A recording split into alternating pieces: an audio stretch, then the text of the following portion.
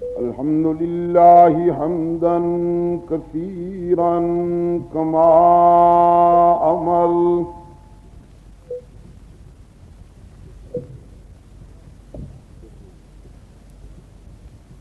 ونشهد أن لا إله إلا الله وحده لا شريك له في الخلق والأمر،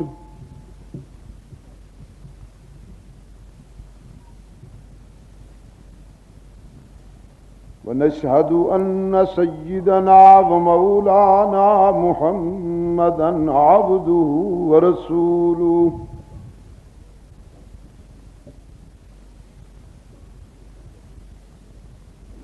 المبعوث إلى الأسود والأحمر لتتميم مكارم الأخلاق،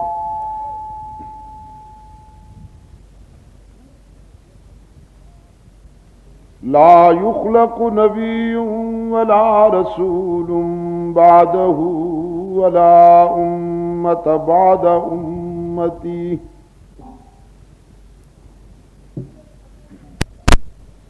ولا شريعة بعد شريعته ولا كتاب بعد كتابي،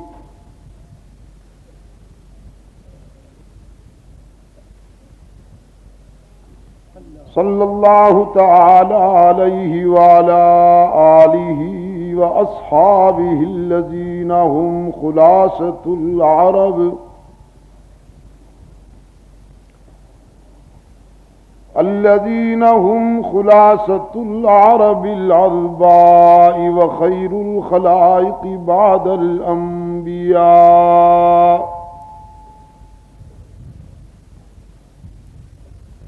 وهم كالنجوم في السماء للاهتداء والاقتداء، وهم مفاتيح الرحمة ومصابيح الغرر.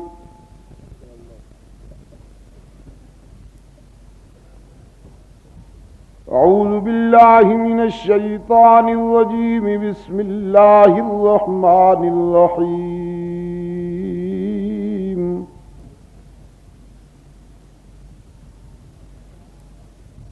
وما أرسلنا من قبلك من رسول إلا نوحي إليه أنه لا إله إلا أنا فاعبدون.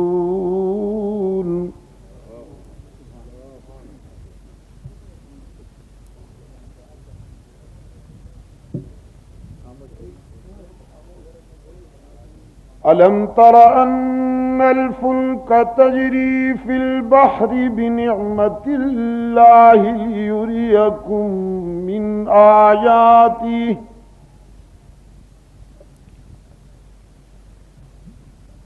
إن في ذلك لآيات لكل صبار شكور.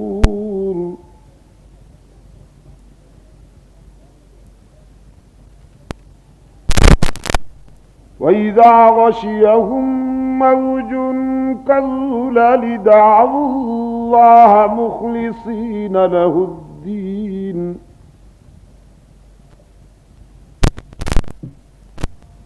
فلما نجاهم إلى البر فمنهم مقتصد وما يجحد بآياتنا إلا كل ختار كفور.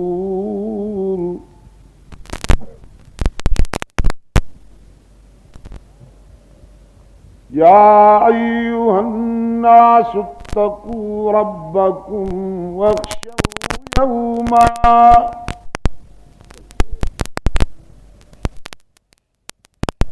لا يجزي والد عن ولده ولا مولود هو جاز عن والده شيئا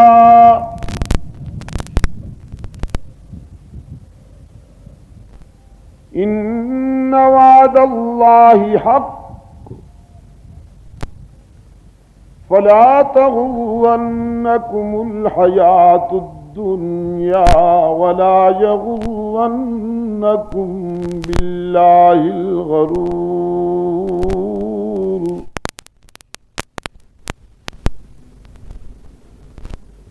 إن الله عنده علم الساعة وينزل الغيث ويعلم ما في الأرحام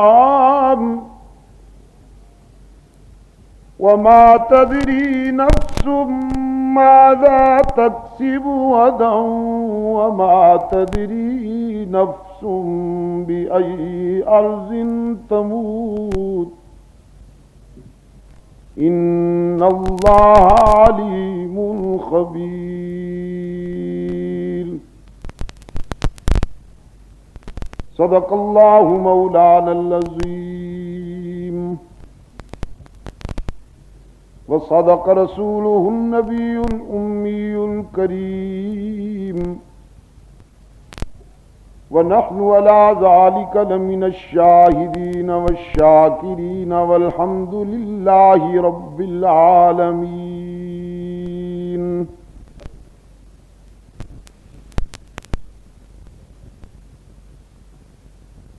صدر جماعت و صدر جلسہ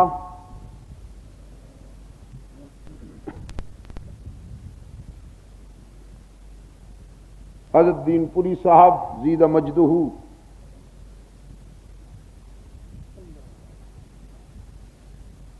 واجب العزت علماء کرام،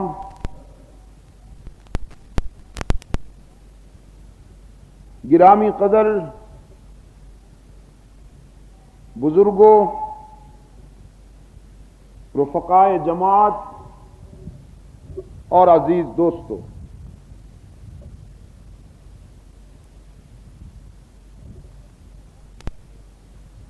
آج کا یہ عظیم الشان اجتماع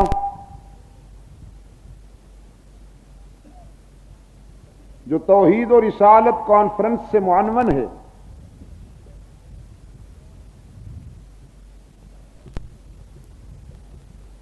مجلس تحفظ حقوق اہل سنت و جماعت کراچی ڈویژن کے اور مقامی دوستوں کے مشترکہ تعاون سے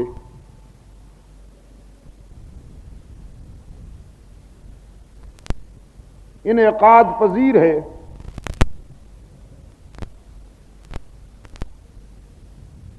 باوجود اس کے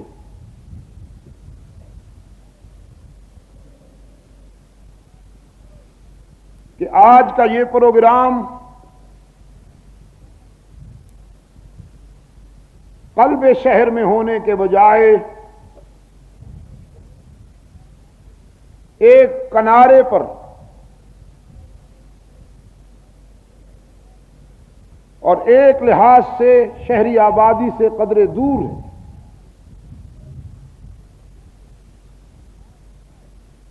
لیکن آپ حضرات دور دراز سے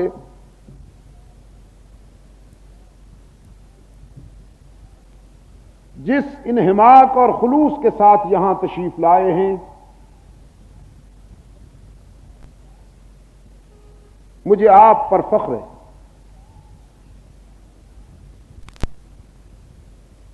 اور میں اللہ کی رحمت پر پر امید ہوتے ہوئے یہ بات یقین کے طور پر کہہ سکتا ہوں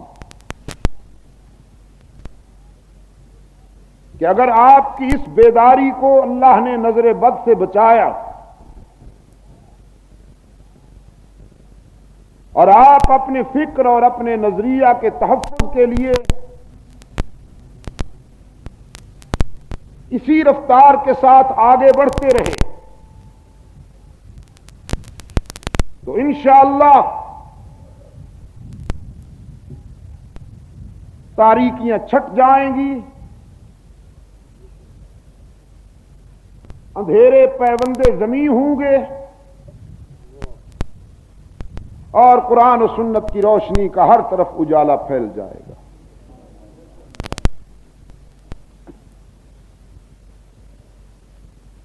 میرے عزیز دوستو،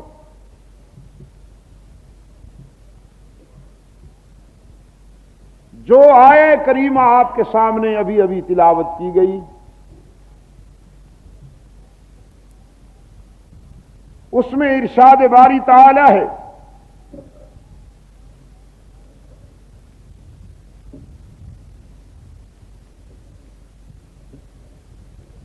کہ ہم نے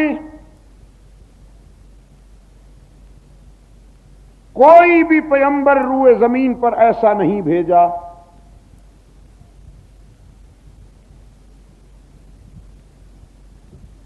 کہ جس نے اللہ کی توحید بیان کرنے میں زندگی کا ایک ایک لمحہ نہ گزار دیا ہو۔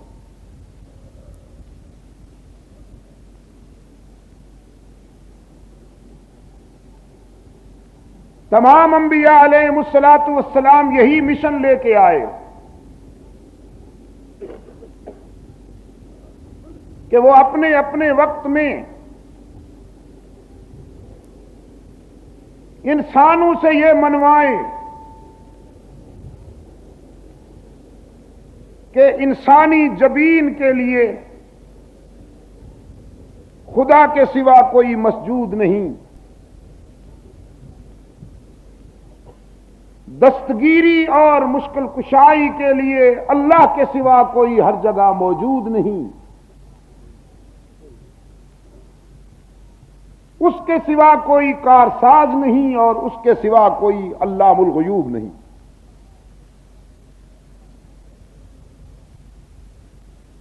دعوت فکر دیتا ہوں،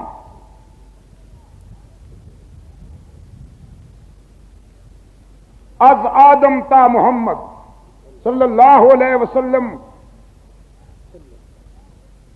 آپ تمام انبیاء علیہ الصلاۃ والسلام کی زندگیوں کا مطالعہ کیجئے،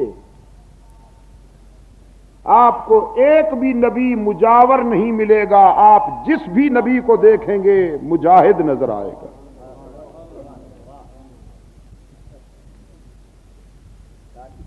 کسی پیغمبر نے تعویذ گنڈے کی دکان نہیں کھولی،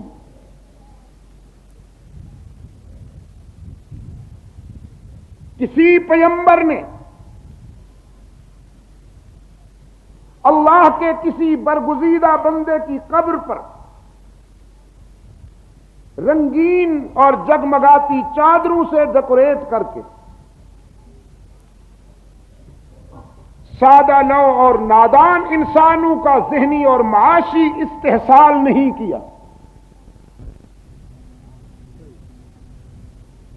کوئی ایک بھی نبی آپ کو ایسا نہیں ملے گا کہ جو قوم کے نذرانوں پہ پلتا ہو۔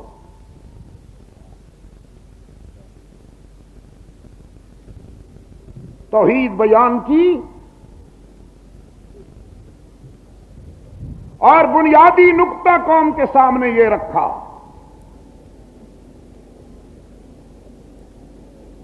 کہ لا اسألکم علیہ اجرا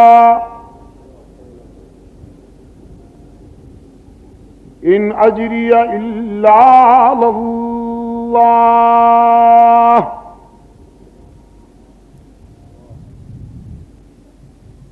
میری اس دعوت اور تبلیغ کا اجر تمہارے پاس نہیں، نہ میں تم سے توقع رکھتا ہوں۔ میری دعوت و تبلیغ کا اجر مجھے اللہ ہی سے ملنے والا ہے، میں تم سے کچھ نہیں چاہتا، اگر چاہتا ہوں تو بس اتنا کہ اللہ تعبدوا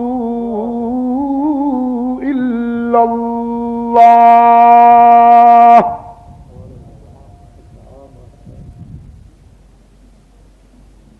کمہاری کے روشن ضمیروں، اگر آپ اجازت دیں تو میں آپ کے لیے ایک دعا کر دوں کہ اللہ آپ کو قرآن سمجھنے کی سعادت نصیب فرمائے۔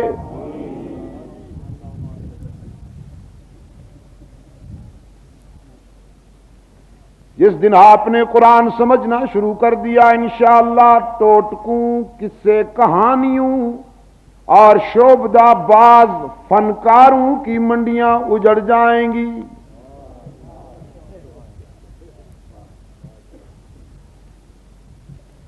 اللہ تعبدوا الا اللہ،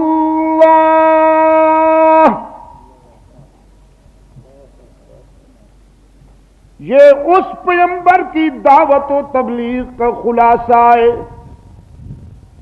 جس نے 950 سال کانٹوں پہ چل کر اللہ کی توحید بیان کی۔ کیا بیان کی؟ 11ویں شریف کی محفلوں میں شرکت کر کے سائز نہیں بڑھایا،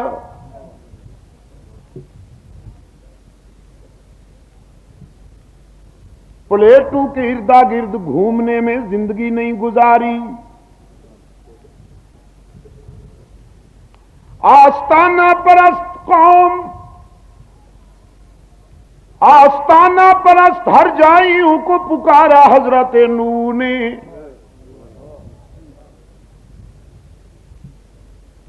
یہ آستانہ پرستی بھی پرانی بیماری ہے۔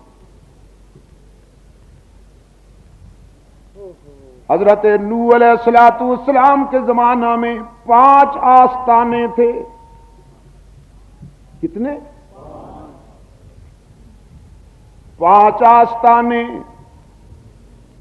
ود، سوا، یغوث، یعوق اور نصر۔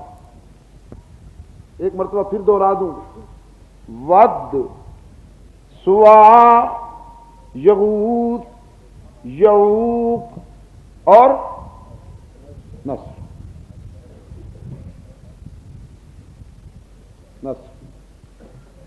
اب آپ کہیں گے کہ ان کا معنی ہمیں سمجھ میں نہیں آئی، معنی کیا ہے ان کے؟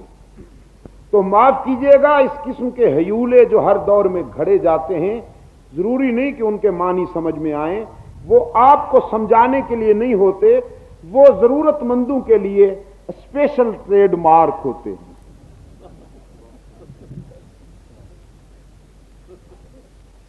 مثلا ایک ٹریڈ مارک ہے ہمارے پنجاب میں پیر فسوڑی۔ آپ کے سمجھ میں آئے یا نہ آئے، انہوں نے ٹھیکہ تو نہیں لیا، لیکن ٹریڈ مارک ہے۔ اسی طرح پر ایک اور ٹریڈ مارک ہے،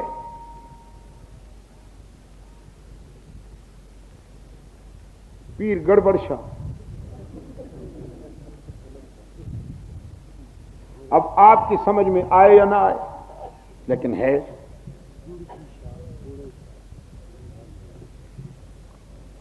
میرے عزیز دوست، 5 آستانے تھے،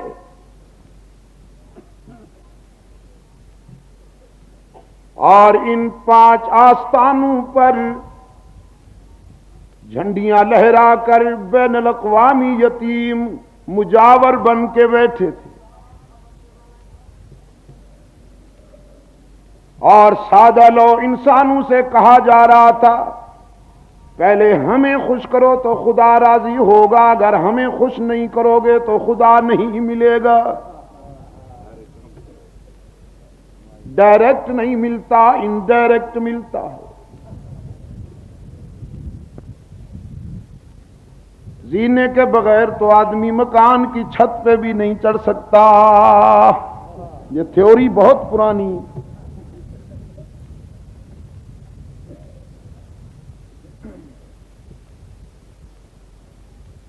حضرت نوح علیہ السلام نے آستانہ پرستی کی نفی کرتے ہوئے فرمایا،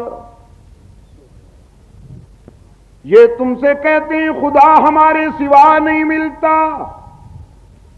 اور میں تمہیں یقین دلانے آیا ہوں کہ اگر تم نے خدا سے ملنا ہے تو تنکوں کے سہاروں کی ضرورت نہیں، وہ براہ راست ہر ایک کی سنتا اور قبول کرتا ہے۔ فرمایا انی لکم نذیر مبین،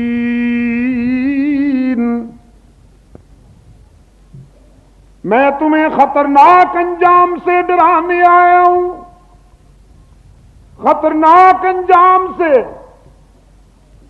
اگر تم نے آستانہ پرستی ترک نہ کی تو تباہ ہو جاؤ گے۔ میری دعوت کا خلاصہ یہ ہے کہ اللہ تعبدوا الا اللہ، عبادت میں اللہ کے سوا کسی کو شریک نہ کرو، عبادت میں اللہ کے ساتھ کسی کو شریک۔ ادھر دیکھیے حضرت ہود علیہ السلام اپنی قوم سے فرماتے اعبدوا اللہ ما لکم من الہ غیرہ، اسی کی ہی عبادت کرو کہ اس کے سوا تمہارے لیے کوئی حاجت روا نہیں، کارساز نہیں، ہر جگہ موجود نہیں، علام الغیوب نہیں۔ اور ادھر دیکھیے قرآن کے آئینے میں حضرت صالح علیہ السلام کی دعوت سنائی دیتی ہے، انہوں نے بھی اپنی قوم سے یہی فرمایا اعبدوا اللہ ما لکم من الہ غیرہ۔ حضرت شعیب نے بھی یہی فرمایا اعبدوا اللہ ما لکم من الہ غیرہ۔ اور حضرت ابراہیم کو جانتے ہیں آپ؟ قرآن کہتا ہے ان ابراہیم کان امتا قانتا للہ حنیفا ولم یک من المشرکین شاکرا لانعمہ اجتباہ وہداہ الی صراط مستقیم۔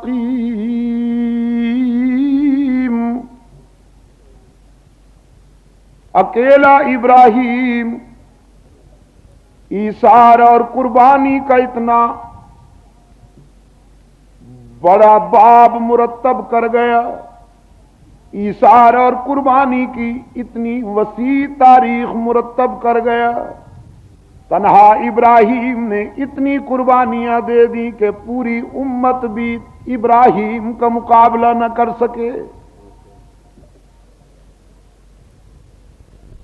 اپنے باپ کے سامنے مبلغ کی حیثیت سے آتے ہیں، فرماتے انی قد جانی من العلم ما لم یأتک،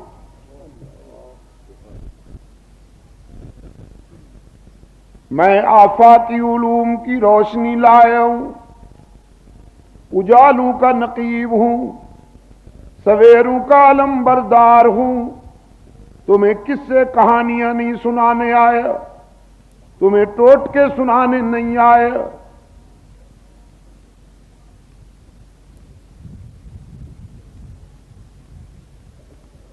اللہ کی منشا کی ترجمانی کرتے ہوئے خلیل نے فرمایا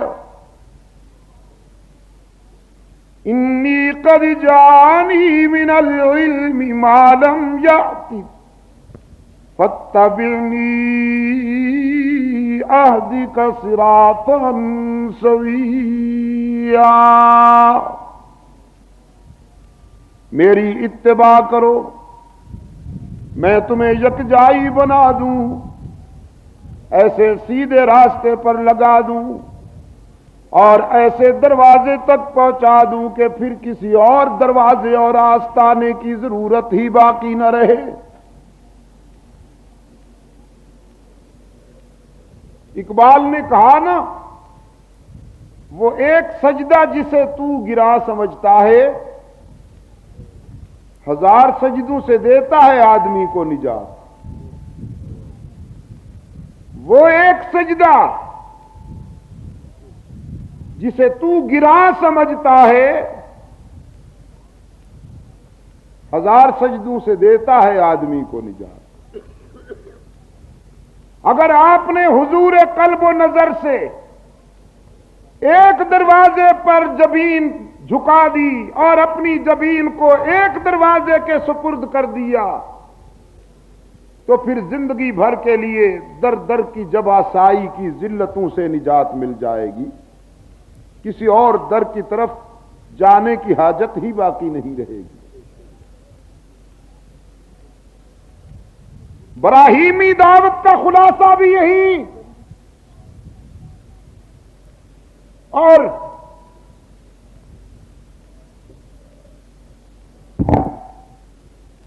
ایک اور حسین مبلغ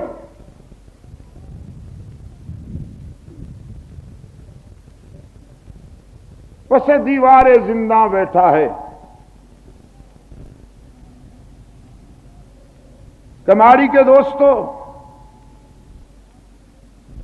اللہ کا پیغمبر پس دیوار زندہ جیل کی تنہائیوں میں، جیل کی تنہائیوں میں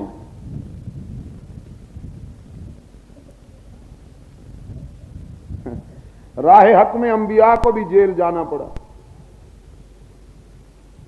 اور اس دور کے نام نہاد عاشق کبھی خواب میں بھی شاید جیل نہ دیکھی ہو۔ ایور گرین شخصیتیں، سدا بہار،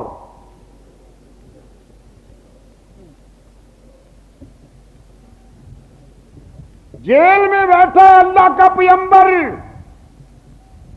خدا سے جیل مانگی تھی حضرت یوسف نے، دیکھا تھا کہ میرے کردار کے خلاف سازشیں ہو رہی ہیں۔ مصر کی بیمار نسوانیت ابن یعقوب کے بے داغ کردار کو مجروح کرنے کے لیے سازشیں کر رہی تھی۔ قرآن پاک نے فرمایا وقال نسوۃ فی المدینۃ امرأۃ العزیز تراود فتاها عن نفسہ قد شغفها حبا انا لنراها فی ضلال مبین۔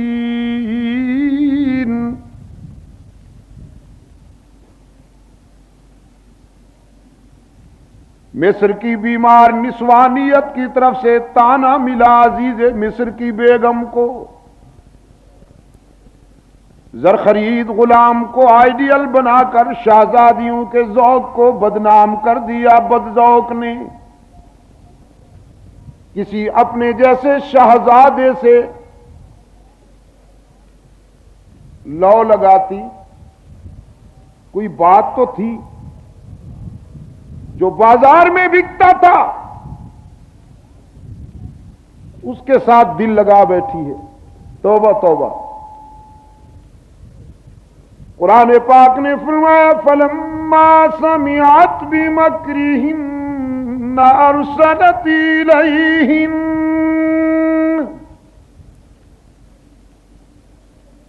عزیز مصر کی گھر والی نے ان کا تانا سنا تو فیصلہ کر لیا انہیں بلاؤں اور اپنا محبوب دکھاؤں، یہ آنکھوں سے دیکھیں تو صحیح کہ میں نے جسے چاہا وہ کون ہے۔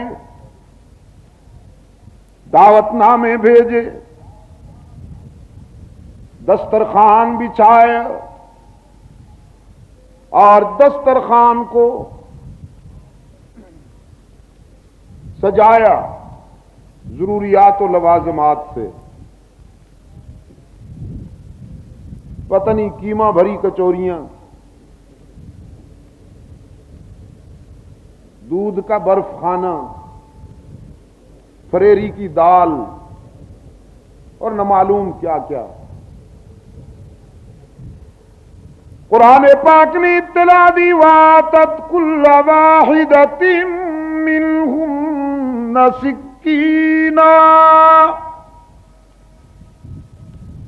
سب کے ہاتھوں میں فروٹ کاٹنے کے لیے چھریاں بھی دیں، اور پھر دعوت دی حضرت یوسف ابن یعقوب علیہ السلام کو، اخرج علیہم،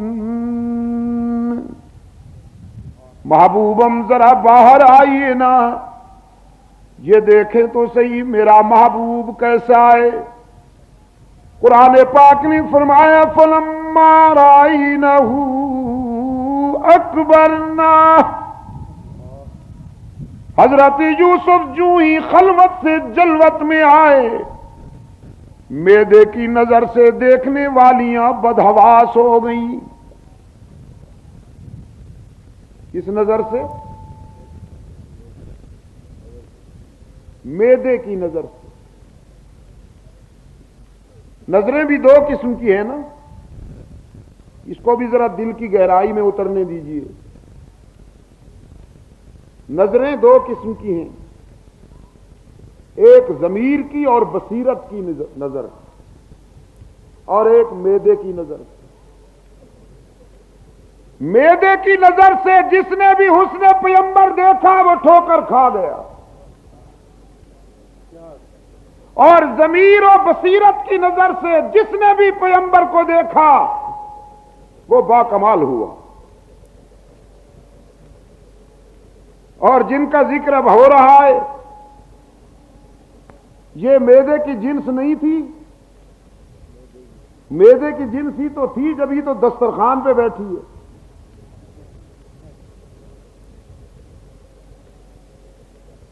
اور یہ تقسیم بھی پرانی ہے کہ ماڑی کے دوستو، ایک طبقہ دسترخوانوں پہ ملتا ہے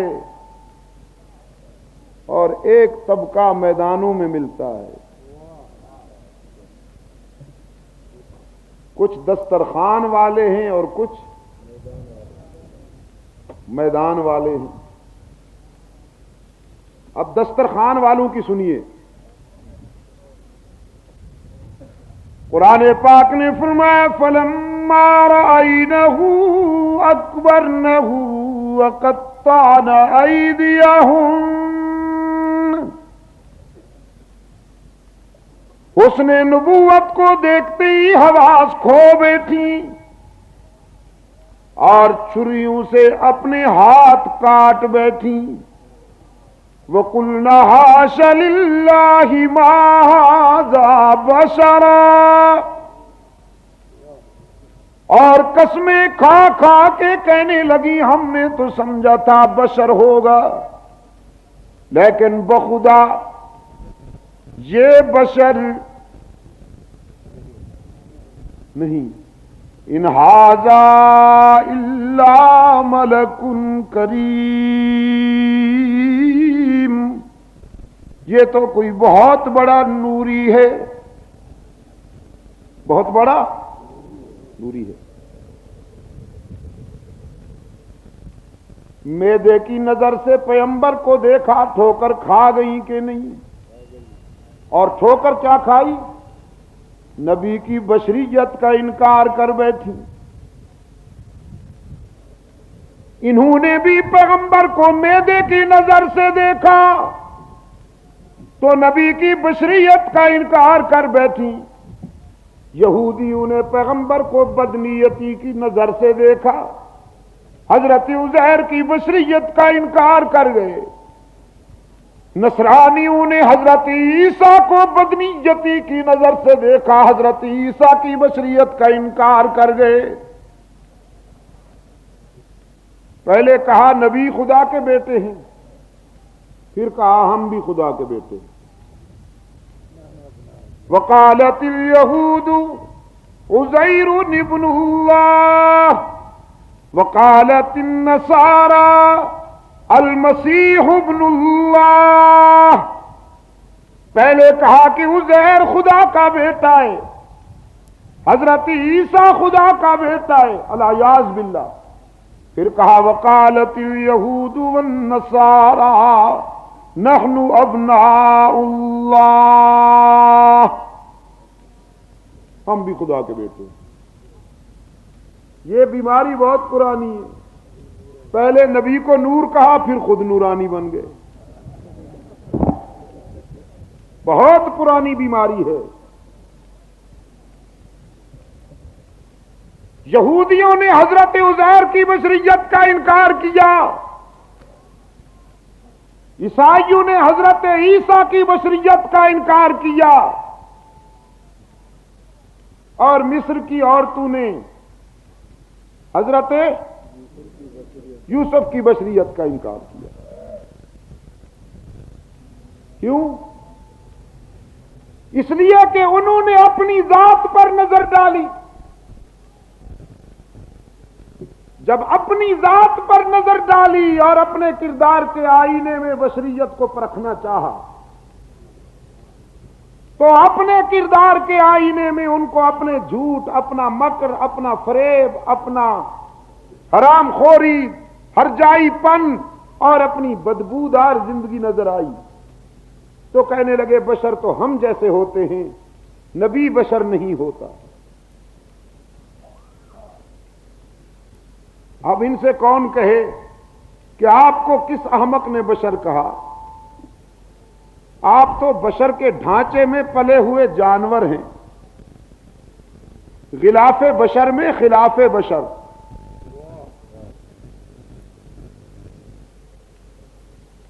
بشر وہ نہیں ہوتا میرے عزیز جس کی زندگی ڈائننگ روم، سلیپنگ روم اور باتھ روم کے ارد گرد گھومتی ہو۔ ڈائننگ روم سے سٹارٹ وایا سلیپنگ روم اور باتھ روم پہ فنش۔ بشریت کا یہ معیار نہیں۔ بشر اس کو نہیں کہتے عزیز جو بال و براز کے ماحول میں رہنے والا ہو، مکر، جھوٹ اور فریب کی دنیا میں رہنے والا ہو۔ بشر کبھی بدر میں ملتا ہے، کبھی احد میں نظر آتا ہے، کبھی یرموک میں دکھائی دیتا ہے، کبھی بشر کے کردار کی گھن گرج قادسیہ میں سنائی دیتی ہے، کبھی وہ کسریٰ کو اور کبھی قیصر کے غرور کو جوتے کی نوک پہ رکھتا ہے۔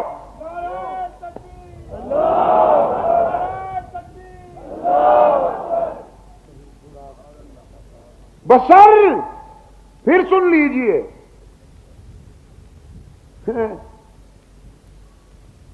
جو گھاٹی پاڑے میں جیے اور مرے، اسے کیا پتا بشر کس کو کہتے ہیں؟ جو 18,000 ہزار میں بکے، منڈی کی جنس، اسے کیا پتا بشر کس کو کہتے ہیں؟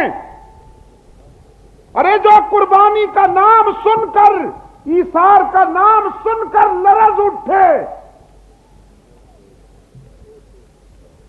جو ضمیر بیچ کر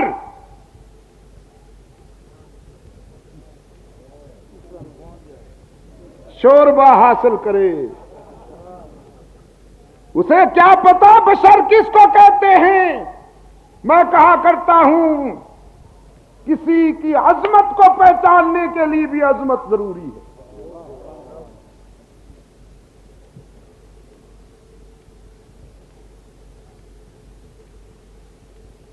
بلبل سے پوچھئے گل کی قدر، اور جوہری سے پوچھئے جوہر کی شان۔ بشر بدر میں نظر آتا ہے، کبھی احد میں۔ بشر احزاب میں نظر آتا ہے، کبھی خندق میں۔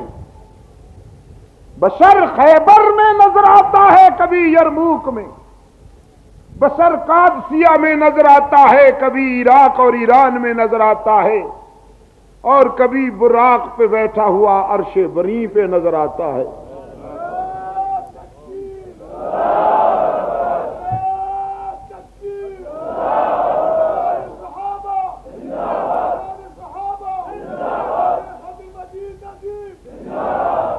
اقبال نے کیا کہا؟ سبق ملا ہے یہ معراج مصطفیٰ سے مجھے۔ عزیز نوجوانوں، کنفیوژن تو ہوتی ہے آپ کے ذہن میں بھی، علم دین چونکہ آپ نے نہیں پڑھا، آج آپ میری بات سن رہے ہیں، کل پھر کوئی اور اوور سائز آ جائے گا، وہ دوسری رخ پر لے جانے کی کوشش کرے گا اور آپ کنفیوژن محسوس کریں گے کہ اب ہم کدھر جائیں۔ تو میں آپ سے کہتا ہوں اقبال کی سن لیجئے۔ اقبال کہتا ہے سبق ملا ہے یہ معراج مصطفیٰ سے مجھے کہ عالم بشریت کی زد میں ہیں گردوں۔ معراج مصطفیٰ سے مجھے یہ سبق ملا کہ افلاک کی بلندیاں سچے بشر کے قدموں میں ہیں، آسمان بھی اتنے بلند نہیں جتنا بشر بلند ہے۔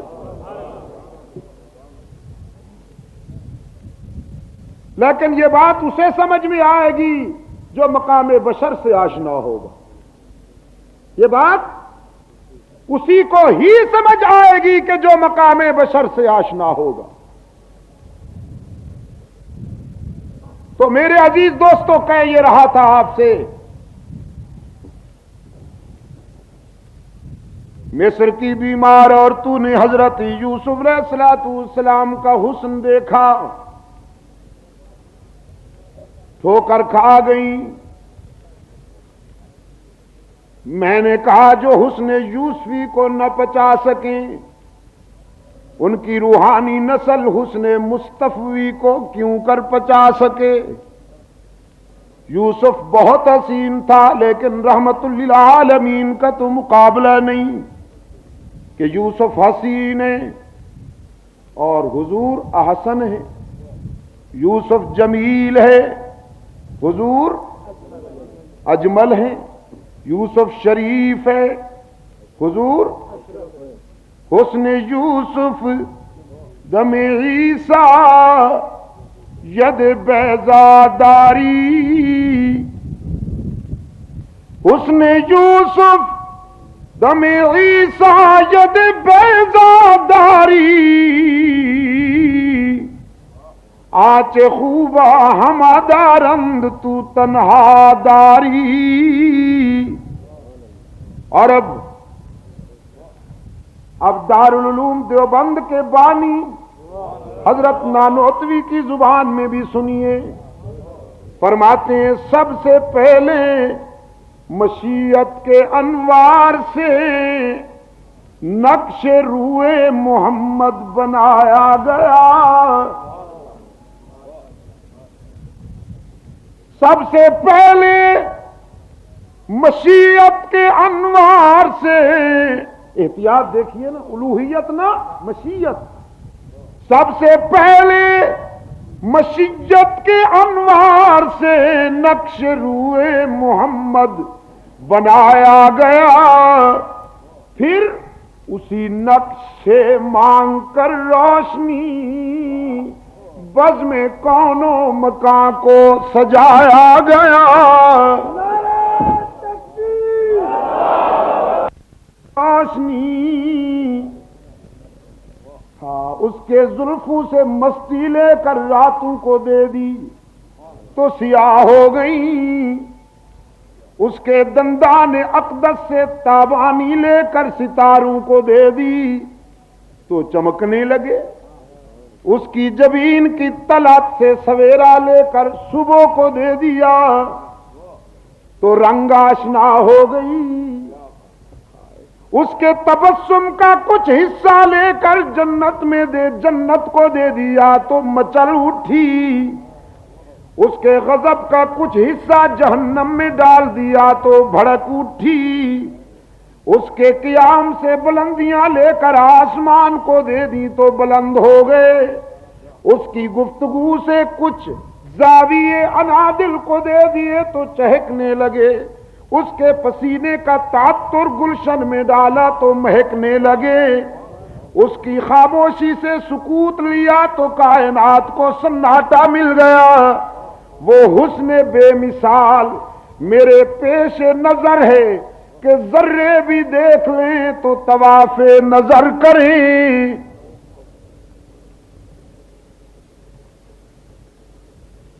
عشق رسول میں جو مقام علماء دیوبند کو اللہ نے عطا کیا ہے، کماری کے دوستوں، کراچی کے روشن ضمیروں، یہ میں خطیبانہ تعلیم میں یا مبالغے کے انداز میں نہیں کہہ رہا ہوں، حقائق کا آپ بھی تجزیہ کر کے دیکھیے۔ اس کے مستفوی میں جو مقام علماء دیوبند کو اللہ نے دیا ہے شاید ہی کسی کو ملا۔ اس دور کے بناسپتی عاشق تو ایسے نکلے، کیا کہا میں نے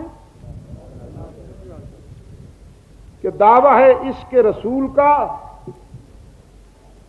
اور نماز نہیں ہوتی رسول کی مسجد کے امام کے پیچھے۔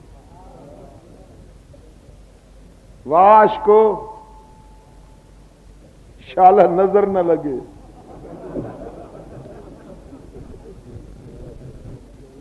واش کو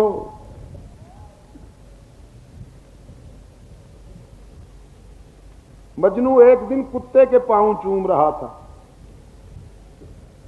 کسی نے کہا پاگل ہو گیا بدبخت، پاگل، حد ہو گئی اس کے پاگل پنے کی، مت ماری گئی کتے کے پاؤں چومتے ہو؟ مجنو نے کہا نہیں مت نہیں ماری گئی، تم اس جذبے کو نہیں سمجھ سکتے ہو، میرا کوئی دماغ چل گیا تھا کہ کتے کے پاؤں چوموں، میں ہر کتے کے پاؤں تو نہیں چومتا، یہ جس کے چوم رہا ہوں یہ کبھی کبھی میری لیلا کی گلی میں گزر جاتا ہے۔ چاہنے والوں کے لیے تو محبوب کی گلیوں کے کتے بھی پرکشش ہوا کرتے ہیں۔ ان ڈبل ڈیکروں سے پوچھئے کہ اگر تم عشق رسول میں سچے ہو تو رسول کے مصلی پر کھڑے ہونے والے امام کے پیچھے تمہاری نمازیں کیوں نہیں ہوتی؟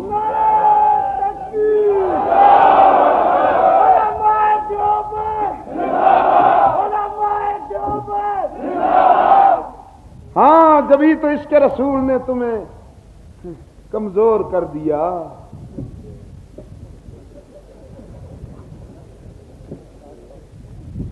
سنا ہے کہ اسلام آباد جانے کے لیے ہوائی جہاز کی بھی 2 سیٹیں انگیج کروانی پڑتی ہیں، ایک سیٹ پہ شخصیت سما نہیں سکتی، عشق رسول ہے نا جی۔ میں پچھلی مرتبہ جب یورپ کے دورے پہ جا رہا تھا تو یونان کے ہوائی اڈے سے ایتھنز سے جب ہمارا جہاز اڑا، اس جہاز میں ایک حضرت صاحب بھی بیٹھے ہوئے تھے، آپ یقین کیجئے 2 سیٹیں اس کے لیے انگیج کرائی گئی تھی، بیچ میں جو پارٹیشن لائن ہوتی ہے اسے ہٹا دیا گیا تھا، حضرت کا فیض دونوں سیٹوں پہ پہنچ رہا۔ میرے ساتھ ایک عیسائی مفکر بیٹھا تھا، کوئی اخبار نویس، مجھ سے کہنے لگا یہ بھی آپ کا ہے؟ میں نے کہا نہیں یہ تمہارا ہے۔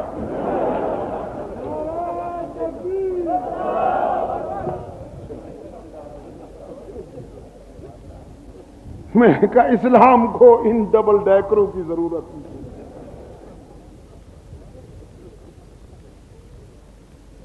اسلام تو اتنا نزاکت محاب نظریہ ہے کہ وہاں شکم پروری اور جسم پروری کے کوئی بھی پہلو برداشت نہیں ہوتا۔ آئیے میں آپ کو بتاؤں عشق رسول کس کو کہتے ہیں۔ حضرت نانوتوی رحمت اللہ تعالی علیہ فرماتے ہیں امیدیں لاکھ ہیں لیکن بڑی امید ہے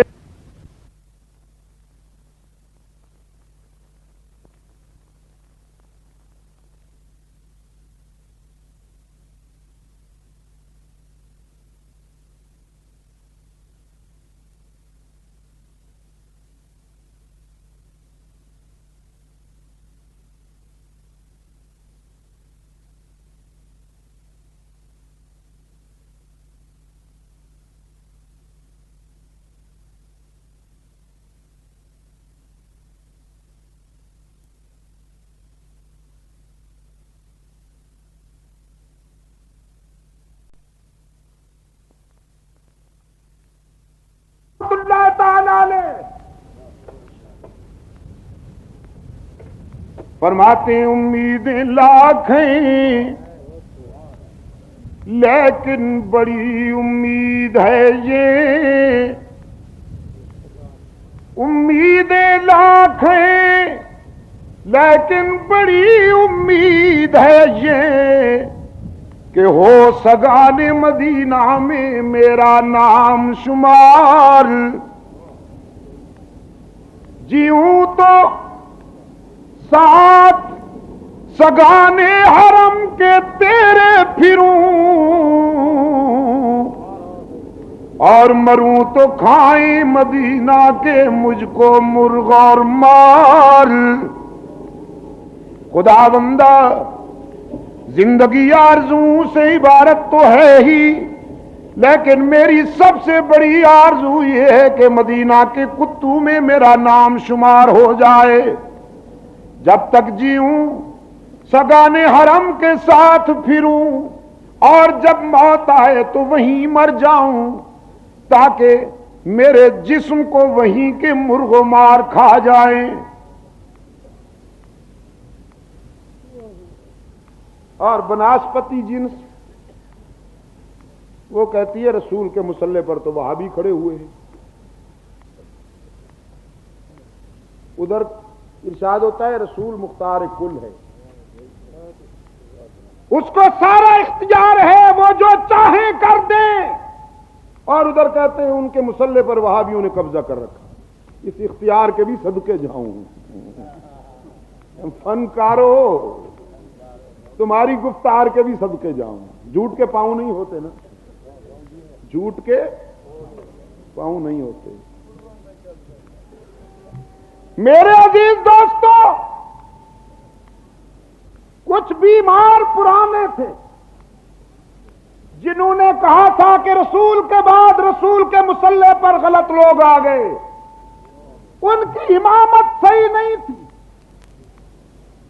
ہم نے کہا قطع نظر اس بات کے کہ وہ لوگ کیسے تھے، اس سے تو بحث ہوگی علمی دنیا میں، لیکن اس حقیقت کو ہر مسلمان سمجھ سکتا ہے کہ رسول کے مصلے پر کوئی گمراہ اور غلط قیامت تک آ سکتا ہی نہیں۔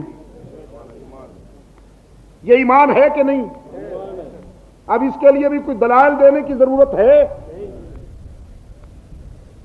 رسول اکرم صلی اللہ علیہ وسلم کے مصلے پر کوئی گمراہ اور غلط آدمی قیامت تک نہیں آ سکتا، یہ ہمارا ایمان ہے۔ اب ہم نے جب یہ کہا تو انہوں نے پھر ایک ڈیفنس لائن پیدا کی، ہم میں سے کچھ لوگ ہموار کیے،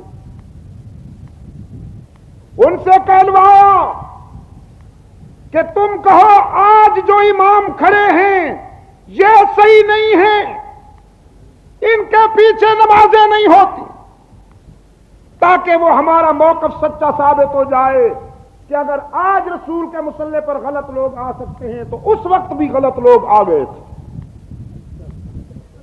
یہ اصل میں انہی کو تقویت پہنچانے کے لیے اور ان کا موقف مضبوط کرنے کے لیے یہ نقطہ نظر اپنایا گیا۔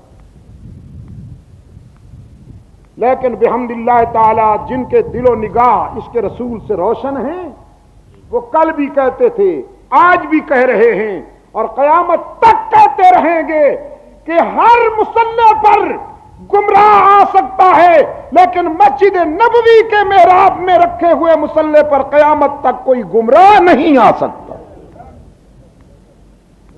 یہ عقیدہ ہے کہ نہیں؟ باقی رہی ان کی بات کہ ہم ان کے پیچھے نماز پڑھتے نہیں، یہ بھی غلط ہے۔ یہاں تو کہتے ہیں کہ ہم نہیں پڑھتے، وہاں جو ان کا حشر ہوتا ہے وہ دیکھنے والا ہوتا ہے۔ اب بھی ہمارے ایک رفیق نے وہاں سے خط لکھا ہے کہ یہاں سے گئے ہوئے 3-4 مولوی وہاں نماز نہیں پڑھتے تھے، امام کعبہ کے پیچھے پکڑے گئے، مخبری ہو گئی، مخبری ہو گئی، سعودی عربیہ کی پولیس نے ان کو پکڑ کے، وہاں تو عدالت فوری لگتی ہے اور فیصلہ بھی فوری ہوتا ہے، جب انہیں پتہ چلا کہ 3 سال سے کم سزا نہیں ملے گی،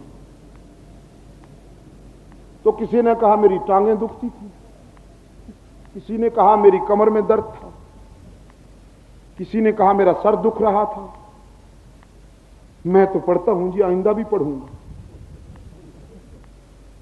پھر ہمارے دوست بھی تو ماشاءاللہ سمجھدار، انہوں نے کہا جی ان سے پوچھئے عالم الغیب کون ہے۔ اب سعودی عربیہ کے دوستوں نے، وہ جو عدالت میں بیٹھے تھے، قاضی نے پوچھا تمہارے نزدیک علام الغیوب کون ہے؟ تو سید عبد المجید ندیم کے لہجے میں کہا اللہ ہی ہے۔ ہاں جب کیا تنگ بتونے تو خدا یاد آیا۔ انہوں نے کہا ہم نے سنا ہے کہ تم حضور کو بھی عالم الغیب کہتے ہو۔ انہوں نے کہا نہیں جی، ایمان نال اسی کوئی نہ۔ انہوں نے کہا ہم نے سنا ہے کہ تم حضور کو بھی ہر جگہ موجود سمجھتے ہو۔ انہوں نے کہا نہیں جی نہیں، بالکل ہر جگہ اللہ ہی موجود ہے بس۔ دوست ہمارے نے لکھا ہے کہ وہ ساری گفتگو ریکارڈ ہو گئی، ریکارڈ ہو گئی ہے، اور انشاءاللہ وہ لائے گا، کیسٹوں کے ذریعے وہ انشاءاللہ پہنچے گی۔ تو میں عرض کر رہا تھا آپ کی خدمت میں کہ عشق رسول میں جو مقام علماء دیوبند کا ہے، بھئی عشق کا معیار کیا ہے کہ جو اپنے محبوب کی عزت و ناموس کے تحفظ کے لیے قربانیاں دے، ٹھیک ہے نا؟ بالا کوٹ کے دامن میں شہید ہونے والا عاشق رسول کون ہے؟ حضرت شاہ اسماعیل شہید رحمت اللہ تعالی علیہ ہے۔ انڈمان کے جزائر کی کال کوٹھڑیوں میں بیٹھ کر برس ہا برس پسے دیوار زندہ گزار دینے والے علماء دیوبند، مرزائیت اور قادیانیت کا مقابلہ کرنے والے علماء دیوبند، رفض کا مقابلہ کرنے والے علماء دیوبند، فرنگی استبدادیت سے ٹکرا جانے والے، ہندو اور سکھوں سے ٹکرا جانے والے علماء دیوبند، اور آج بھی بحمد اللہ تعالی راہ حق میں سر بقف نظر آنے والے علماء دیوبند ہی ہیں۔ تو میں عرض کر رہا تھا آپ کی خدمت میں کہ بشریت کو سمجھنے کے لیے بھی بشر ہونا ضروری ہے۔ جو رسول کو بشر نہیں کہتا وہ خود بشر نہیں۔ جناب یوسف علیہ السلام نے دیکھا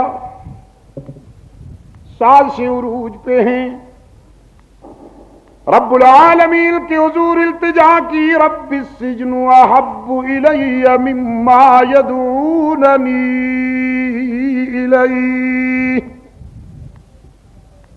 میرے داتا جس راستے کی طرف یہ بلا رہے ہیں مجھے، ان کے شر سے بچنے کے لیے میں تجھ سے التجا کرتا ہوں کہ مجھے جیل بھیج دے، پس دیوار زندہ بھیج دے۔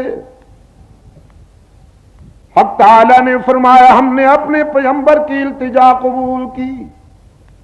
حضرت یوسف علیہ السلام جیل پہنچ گئے، وَدَخَلَ مَعَهُ السِّجْنَ فَتَيَانِ، دو نوجوان بھی حضرت یوسف علیہ السلام کے ساتھ جیل میں آئے۔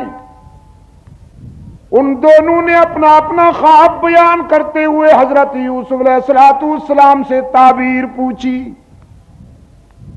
قال احدهما انی ارانی آصر خمرا،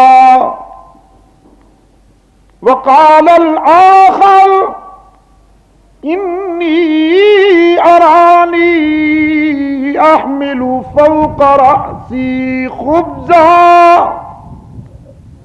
تأکل الطیر منه نبئنا بتأویلہ انا نراک من المحسنین۔ دونوں نوجوانوں نے اپنا اپنا خواب بیان کیا۔ ایک کہتا ہے میں نے خواب دیکھا میں خانے میں ساقی بنا ہوا ہوں. دوسرے نے کہا میں نے خواب دیکھا روٹیاں سر پہ اٹھا کے جا رہا ہوں, پرندے وہیں سے کھا رہے ہیں. کیا خواب ہو اس کی تعبیر ہو سکتی ہے؟ روشن چہرے والے ذرا بتائیں گے آپ. حضرت یوسف علیہ السلام نے فرمایا جلدی بتاؤں گا, دوپہر کا کھانا آنے سے پہلے بتاؤں گا. لا یأتیکما طعام ترزقانہ الا نبأتکما بتأویلہ قبل ان یأتیکما. تمہیں کھانا آنے سے پہلے خوابوں کی تعبیر تو بتا دی جائے گی, لیکن پہلے یہ سمجھ لو کہ جب میں تمہارے خوابوں کی تعبیر بتاؤں تو مجھے عالم الغیب نہ سمجھنا, کہیں تمہارا ذہن ٹھوکر نہ کھا جائے, کہیں تمہارے فکر میں بیماری پیدا نہ ہو جائے. تمہارے خوابوں کی تعبیر میں عالم الغیب ہونے کی حیثیت سے نہیں بتاؤں گا. ذالکما مما علمنی ربی, یہ میں اپنے رب کے عطا کردہ علم کے زور سے بتاؤں گا.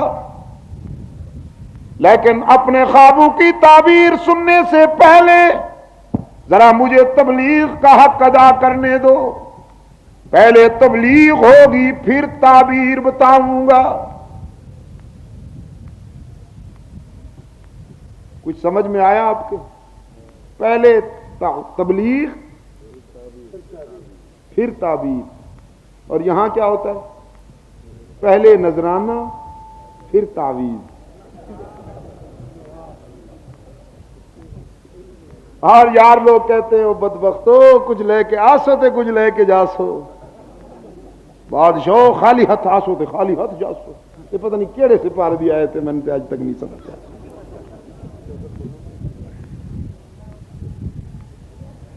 میرے عزیز دوستو, پیغمبر کا ذوق یہ ہے کہ پہلے تبلیغ پھر تعبیر. فرمایا یا صاحب السجن, اے جیل کے دوستو, کہ ماڑی کے روشن ضمیر سنی نوجوانوں,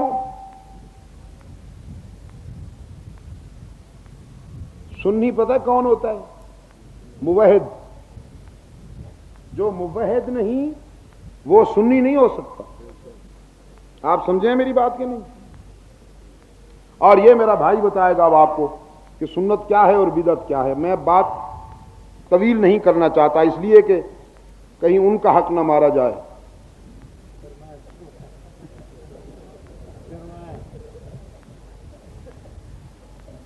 قرآن کریم میں دو مقام ہیں جہاں پیغمبر نے اپنے ہم نشینوں کو صاحب کہا. ایک جیل کی خلوتوں میں حضرت یوسف نے اپنے ہم نشینوں کو صاحب کہا, اور ایک غار ثور کی خلوتوں میں رحمت للعالمین نے اپنے یار غار کو صاحب کہا. لیکن دونوں مقامات پر قرآن فرق واضح کرتا ہے. جب حضرت یوسف علیہ السلام اپنے ہم نشینوں کو صاحب کہتے ہیں تو یا صاحب السجن کہتے ہیں, اے جیل کے دوستو. لیکن جب غار ثور کے خلوت نشین رحمت عالم صلی اللہ علیہ وسلم اپنے یار غار کو صاحب کہتا ہے تو قرآن کہتا ہے اذ یقول لصاحبہ لا تحزن, اذ یقول لصاحب الغار نہیں کہا. حضرت یوسف نے فرمایا اے جیل کے دوستو, اور رحمت للعالمین نے فرمایا اے میرا دوست. کوئی فرق محسوس ہوا؟ جو حضرت یوسف کے پاس بیٹھے تھے ان کی رفاقت سجن سے منسوب ہوئی قرآن کے لب و لہجے میں, اور جو رحمت للعالمین کو غار ثور میں گود میں سلائے بیٹھا تھا اس کی رفاقت نبوت سے منسوب ہوئی قرآن کے لب و لہجے میں. یہی وجہ ہے کہ جو حضرت یوسف کے ساتھ بیٹھے تھے ان کی رفاقت عارضی اور وقتی تھی، وہ بچھڑ گئے۔ جو غار ثور میں کملی والے کو گود میں سلائے بیٹھا تھا اس کی رفاقت ابدی، ازلی اور دائمی تھی، وہ کل بھی ساتھ تھا، آج بھی ساتھ ہے اور قیامت تک رہے گا۔ سرکار دو عالم صلی اللہ علیہ وسلم نے ایک مرحلے پر جبکہ دائیں ہاتھ میں صدیق اکبر کا ہاتھ ہے، بادشاہ وفا صدیق اکبر، یہی جملہ تو میرے ساتھ کہہ دو آج، بادشاہ وفا۔ کیا کہا میں نے؟ بادشاہ وفا، معین محمد، قرین محمد، یسار محمد، یمین محمد، امان محمد، امین محمد، سپردار مہر و نگین محمد، ابو بکر صدیق دین محمد۔ اور فتنہ انسی و قلاب مٹایا کس نے؟ آپ دل کی گہرائیوں سے صدیق کہیے اور اس جوش ایمانی سے کہیے کہ سمندر کی لہروں سے جا ٹکرائے، جم کے ذرا ڈسپلن کے ساتھ۔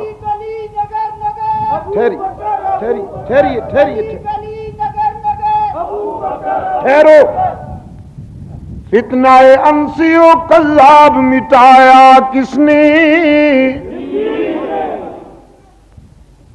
وہ جو دور بیٹھے ہیں اندھیرے میں، بظاہر تو دور ہیں لیکن میرے دل کے بہت قریب ہیں، ان کی آواز ان سے بھی اونچی آنی چاہیے۔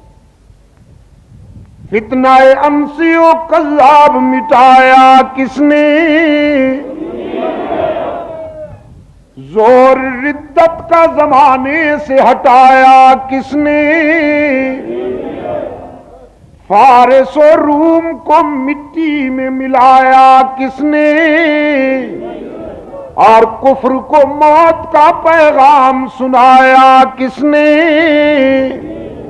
ثانی اثنین ہے، اللہ کا شیدائی ہے، جا کے بھی پہلو محمد میں جگہ پائی ہے۔ یا تو صدیق کے اوصاف کا اقرار کرو ورنہ لازم ہے کہ قرآن سے انکار کرو۔ نعرہ تکبیر، عظمت صدیق اکبر، عظمت صحابہ۔ جو غار ثور میں محبوب خدا کو گود میں سلائے بیٹھا تھا وہ کل بھی ساتھ تھا، آج بھی ساتھ ہے۔ بادشاہ وفا صدیق اکبر کا ہاتھ دائیں ہاتھ میں اور بادشاہ عدل و حریت فاروق اعظم کا ہاتھ بائیں ہاتھ میں۔ قائد اپنے دونوں رضاکاروں کے ہاتھ پکڑ کے اونچا کرتا ہے، قائد اعظم صلی اللہ علیہ وسلم، ساری انسانیت کا قائد اعظم، قائد اعظم صلی اللہ علیہ وسلم نے اپنے دونوں رضاکاروں کے ہاتھ اونچے کر کے کہا، یہ منظر آنکھوں میں بٹھا لو، یہ منظر دل میں بسا لو، ہکذا نحشر یوم القیامہ، ہم حشر میں اسی طرح اٹھائے جائیں گے۔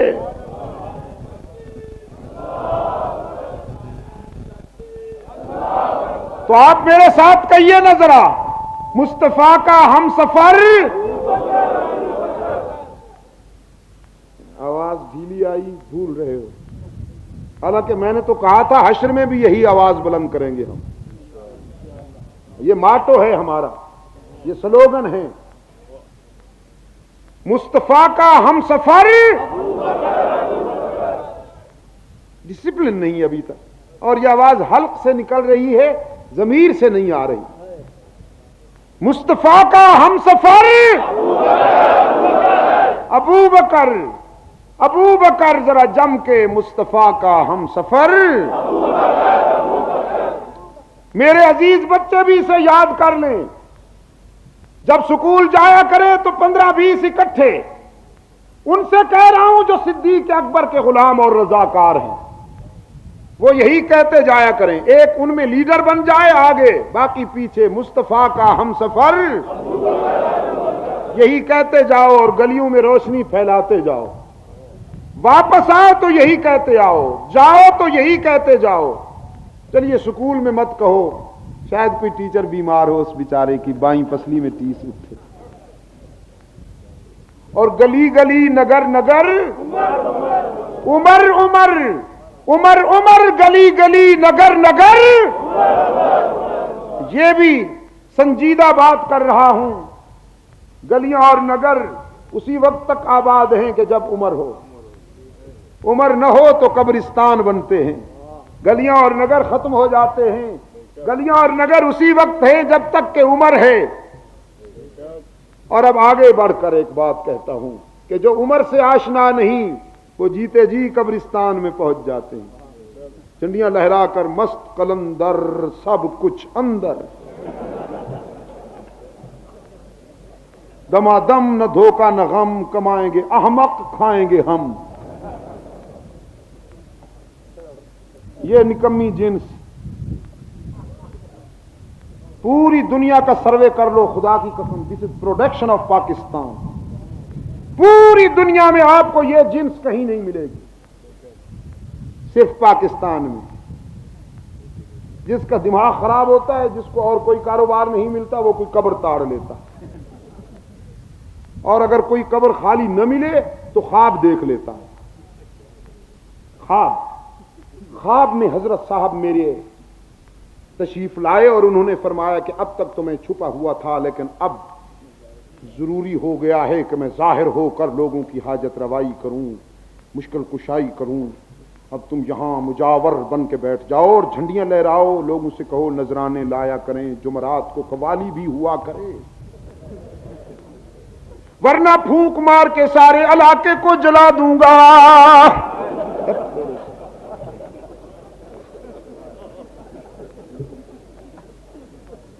یہ پاکستان کی جنس پوری دنیا میں آپ کو اور کوئی کہیں نہیں ملے۔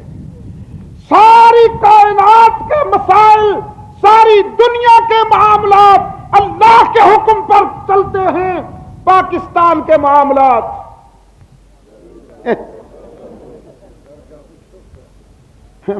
کہتا ہے جی 11ویں نہیں دو گے تو تمہاری بھینس خشک ہو جائے گی۔ بھینسا کہتا ہے تمہاری بھینس خشک ہو جائے گی۔ میں یورپ میں گیا، وہاں جا کے دیکھا بھینسیں تو نہیں ہوتی، خاص قسم کی گائے ہوتی ہیں، قطار میں کھڑی کر دیتے ہیں، تنوں میں ان کے وہ چپکا دیتے ہیں، وہ پلاسٹک کی ٹوٹیاں ووٹیاں، بٹن دباتے ہیں، 20-20 کلو 15-15 کلو ایک ایک گائے دودھ دے دیتی ہے، انگریزوں کی گائے۔ میں وہاں دوستوں سے پوچھتا تھا کہ یہ کس کی 11ویں تقسیم کرتے ہیں؟ مولانا، حضرت مولانا سنیے، یہ جو دودھ پہنچتا ہے اللہ کی طرف سے پہنچتا ہے۔ قرآن پاک نے فرمایا ان لکم فی الانعام لعبرۃ نسقیکم مما فی بطونہ من بین فرث ودم لبنا خالصا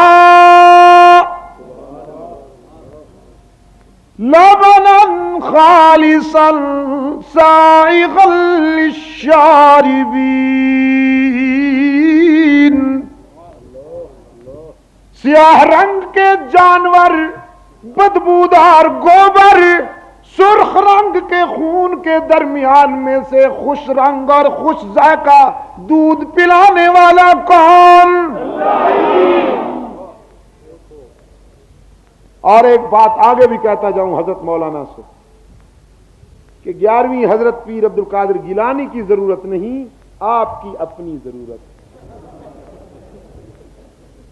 حضرت عبد القادر گیلانی محبوب سبحانی، خدا کی قسم کہیں سے جوتا مل جائے عبد القادر گیلانی کا تو سر کا تاج بنا لو، کہیں سے محبوب سبحانی حضرت گیلانی کے پاؤں کی خاک مل جائے تو عقیدت کا سرما بنا لوں اور آنکھوں میں ڈال دوں۔ رضاکار ہوں عبد القادر گیلانی کا. جو عبد القادر گیلانی کی عظمت کو نہیں مانتا میرے نزدیک پرلے درجے کا مردود ہے. لیکن میں غوث پسند ہوں، غوث فروش نہیں. غوث پسند نہیں، غوث فروش. غوث پسند ہوں، غوث فروش نہیں. میں نے حضرت عبد القادر گیلانی کے نام پر دکانیں نہیں سجائیں، اوور سائز نہیں ہوا. میرے نزدیک حضرت عبد القادر گیلانی محبوب سبحانی سے محبت کا معیار یہ ہے کہ جیسے اس نے پوری زندگی توحید بیان کرنے میں گزاری، تم بھی زندگی کے آخری سانس تک اللہ کی توحید بیان کرتے جاؤ. عظیم موحد تھا اپنے زمانے کا، عظیم موحد. میرے عزیز دوستو، کیا عرض کر رہا تھا میں؟ جناب یوسف علیہ السلام نے فرمایا اپنے خوابوں کی تعبیر سننے سے پہلے ذرا مجھے بتاؤ، الباب متفرقون خیر ام اللہ الواحد القہار؟ جبین جھکانے کے لیے ایک دروازہ ہے یا کئی دروازے ہیں؟ وہ کون ہے جس کے آگے سر جھکایا جائے؟ ہاں، جو جانتے ہیں وہ اتنا اونچا کہیں کہ جو نہیں جانتے انہیں پتہ چل جائے. کچھ نئے ہیں نا میرے دوست، آج شاید تمہاری کے فضاؤں میں پہلی آواز ہو. پہلے ایک آواز آج سے کئی سال پہلے حاضر تو میں ہوا تھا، لیکن کچھ دیر بعد آیا ہوں، اس لیے قضائیں ادا کر رہا ہوں معذرت کے ساتھ. جس کے آگے سر جھکایا جائے کون ہے؟ استاد کے آگے، حاکم کے آگے. وہ دیکھیے ایک متکبر حاکم چاہتا ہے کہ عالم میرے آگے سر جھکائے تعظیماً. حضرت مجدد الافساری رحمت اللہ علیہ کو گرفتار کر کے لایا گیا. مغل حکمران چاہتا ہے مجدد میرے سامنے تعظیماً سر جھکا دے، لیکن مجدد تھا وہ. ہاں، وہ مجدد تھا.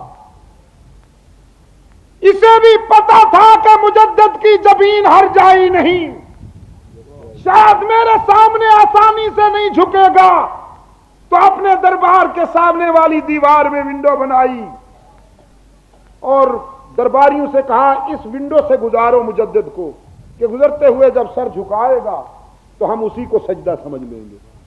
حضرت مجدد رحمت اللہ علیہ جب تشریف لائے اور ونڈو کو دیکھا تو سمجھ گئے. سر گزارنے کے بجائے پہلے اپنے دونوں پاؤں گزار کر اس کو شیشہ دکھایا،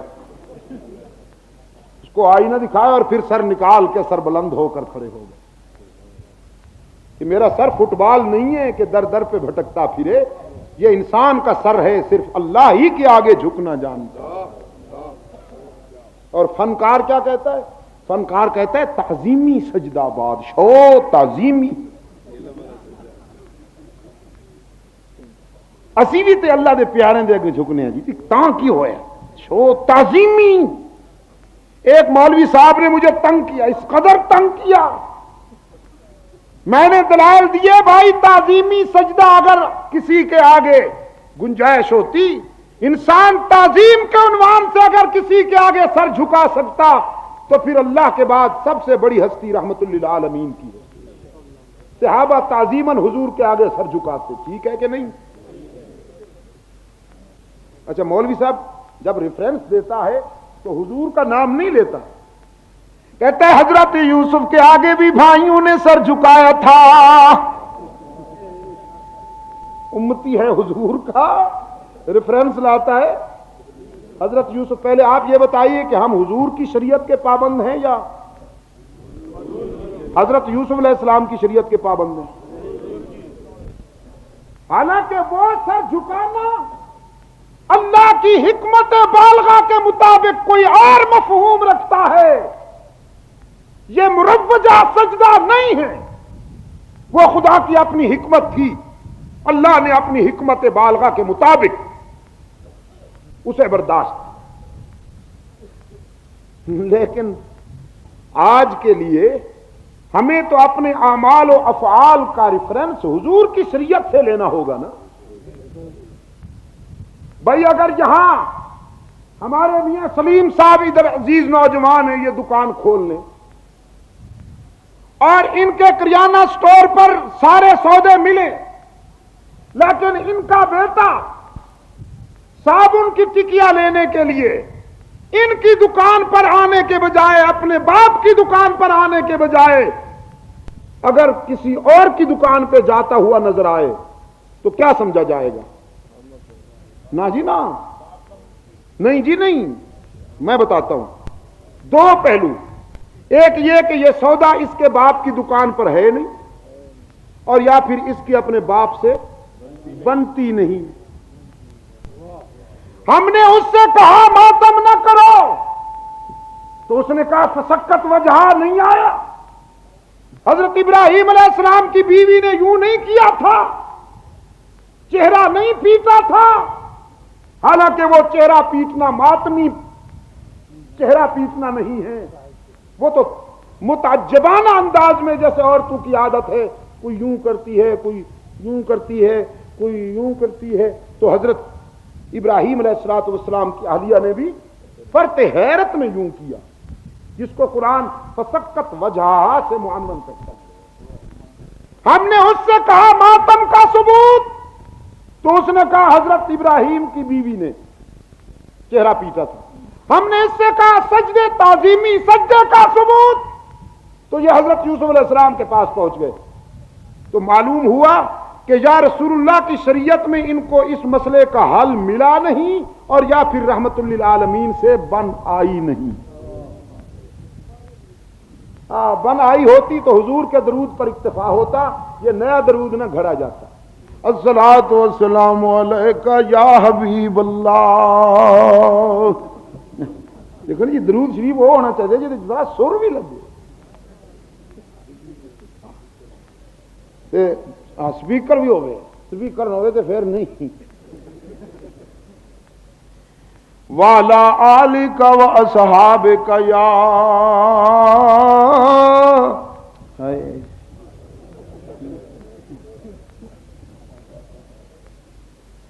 حالانکہ صحابہ کرام رضوان اللہ علیہ مجمعین کی عظمت پہ سب کے جاؤں، جب حکم ہو اللہ کی طرف سے کہ تم میرے محبوب پر درود و سلام پڑھا کرو، سرکار دو عالم سے پوچھا کیف نصلی علیک، اللہ کے رسول ہم کیسے پڑھا کریں؟ تو حضور نے فرمایا صلو اللہم صلی علی محمد وعلی آل محمد کما صلیت علی ابراہیم وعلی آل ابراہیم انک حمید مجید، اللہم بارک علی محمد وعلی آل محمد کما بارکت علی ابراہیم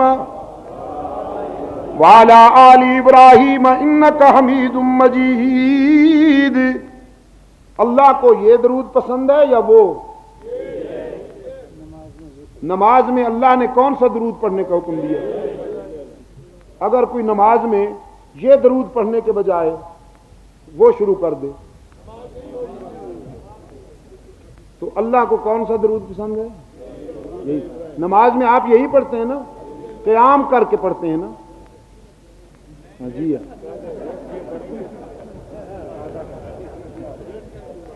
جب درود و سلام آپ پڑھتے ہیں تو قیام کرتے ہیں یا بیٹھ کے پڑھتے ہیں؟ تو مائی ڈیئر ناراض نہ ہوئیے میرے مولانا، ایمان نال تسی بڑے چنگے ہو، من لو نا جی۔ اگر درود و سلام کے وقت قیام ضروری ہوتا تو نماز میں بھی اللہ تعالی حکم کرتا کہ جب درود و سلام پڑھو تو اس وقت پڑھو جب تم قیام میں کھڑے ہو، لیکن چونکہ عابدانہ قیام کس کا حق ہے؟ جب آپ قیام میں کھڑے ہیں تو اسی کا تصور،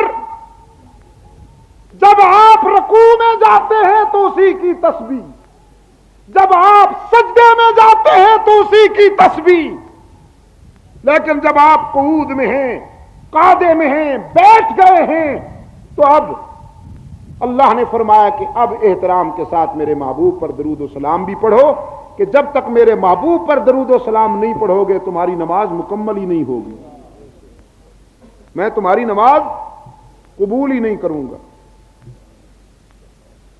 تو پھر درود و سلام اللہ کے نزدیک کون سا پسندیدہ ہے؟ جو نماز میں پڑھا جاتا ہے، جو نماز میں پڑھا جاتا ہے۔ اور یہ جو یار لوگوں نے کہا جی دیکھا حضور کو نہیں مان، جو تم نے اپنایا ہوا ہے، اگر یہی دین ہوتا تو عرب میں مسجد نبوی میں وہی پڑھا جاتا۔ تو جی چھوڑو جی، وہ تو سارے وہابی ہیں، وہ وہابی ہیں اور یہ عاشق۔ جناب یوسف علیہ السلام نے پوچھا، چھوڑتا ہوں مولوی صاحب کی بات، وہ جو مولوی صاحب کی بات میں سنا رہا تھا چھوڑتا ہوں۔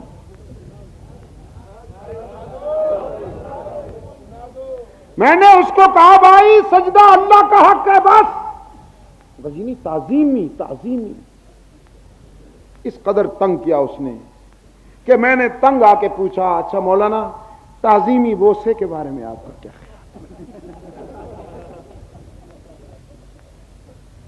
کچھ دیر چپ رہ کے کہنے لگی کیا مطلب آپ کا؟ میں کہا بھی مطلب یہ ہے کہ اگر جان کی امان پاؤں تو بتاؤں۔ کہاں ہاں بتائیے۔ میں نے کہا اچھی بات ہے، اگر آپ نے اجازت دے دی تو پھر مطلب یہ ہے کہ اگر آپ کا کوئی من چلا مرید فرط عقیدت و محبت میں جھوم کر آپ کی بیوی کو تعظیماً بوسہ دے دے، اس دواجی بوسہ تو آپ کا حق ہے، تعظیماً اگر وہ بوسہ لے لے تو آپ کا کیا؟ میں نے ابھی بات پوری نہیں کی تھی کہ حضرت کا بیلنس بگڑ گیا، پارا اپ ہو گیا، آپ مجھے گالیاں دیتے ہیں۔ میں نے کہا مولوی صاحب تیرے 2 ٹکے کی غیرت برداشت نہیں کرتی کہ تعظیم کے عنوان سے کوئی مرید تیرے اس دواجی حق میں شریک ہو جائے، تیری غیرت تو برداشت نہیں کرتی کہ کوئی تیرا سچا مرید تعظیم کے عنوان سے تیرے حق کے اس دواجیت میں شریک ہو جائے، تو خدا غیور کی غیرت کیسے برداشت کرے گی کہ کوئی تعظیم کے عنوان سے اس کے حق عبادت میں شریک ہو جائے۔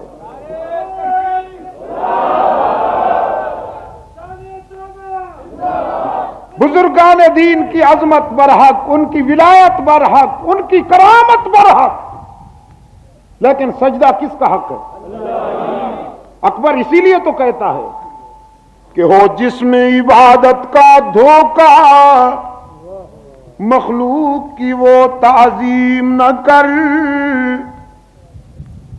ہو جس میں عبادت کا دھوکہ مخلوق کی وہ تعظیم نہ کر، جو خاص خدا کا حصہ ہے بندوں میں اسے تقسیم نہ کر۔ حضرت یوسف علیہ السلام نے اپنے ہم نشینوں سے پوچھا انسانی جبین کے لیے حقیقی مسجود کون ہے؟ ہر جگہ موجود کون ہے؟ اکے ماڑی کے دوستو آپ سن رہے ہیں؟ ہی کیوں کہہ رہے ہیں یہ؟ میں نے یہاں کراچی کے چپے چپے میں کچھ محنت کی، اگرچہ بعض طبیعتیں بگڑی ہوئی ہیں اور وہ چاہتے ہیں کہ یہ نہ آیا کرے۔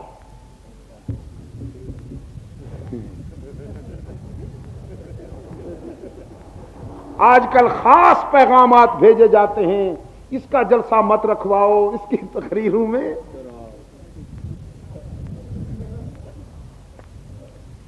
لیکن میں نے کہا جب تک اس کو منظور ہے، جب تک اللہ کو منظور ہے، دنیا